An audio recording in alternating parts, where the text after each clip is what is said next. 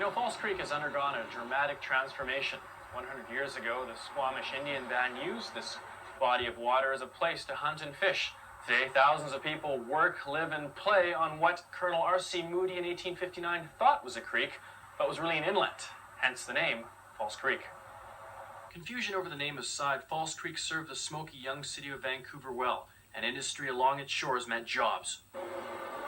Growth also included filling in muddy tidal flats where SkyTrain and Pacific Central stations sit today. Usually there was little room for navigation on the creek as log booms dominated. Sawmills worked overtime processing BC's almost infinite amount of timber.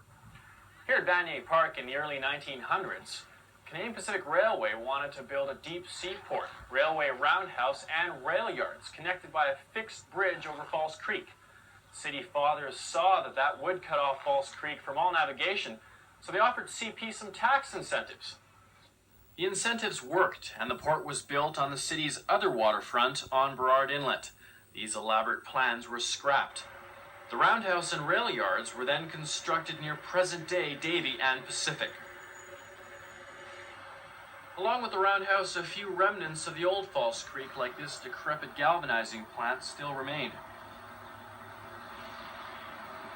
But don't blink an eye, the old plant will soon be turned to scrap, and more housing and parkland, the dynamic new look of False Creek, will take its place.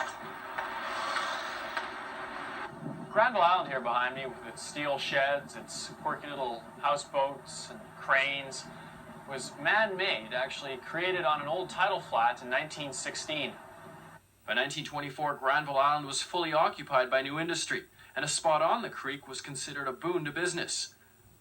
There's nothing like the feel of a brand new 2x4.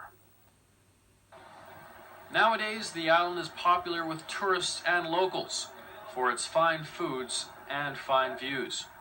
Marinas, not log booms, now clog the creek. And in an almost mock tribute to the past, growth of a different kind continues next to BC Place. These trees need a few more years to reach the size of their ancestors. Well, the False Creek of the past bears little resemblance to the False Creek of today. And it's probably breathing a little easier, too. John Streit, Vancouver.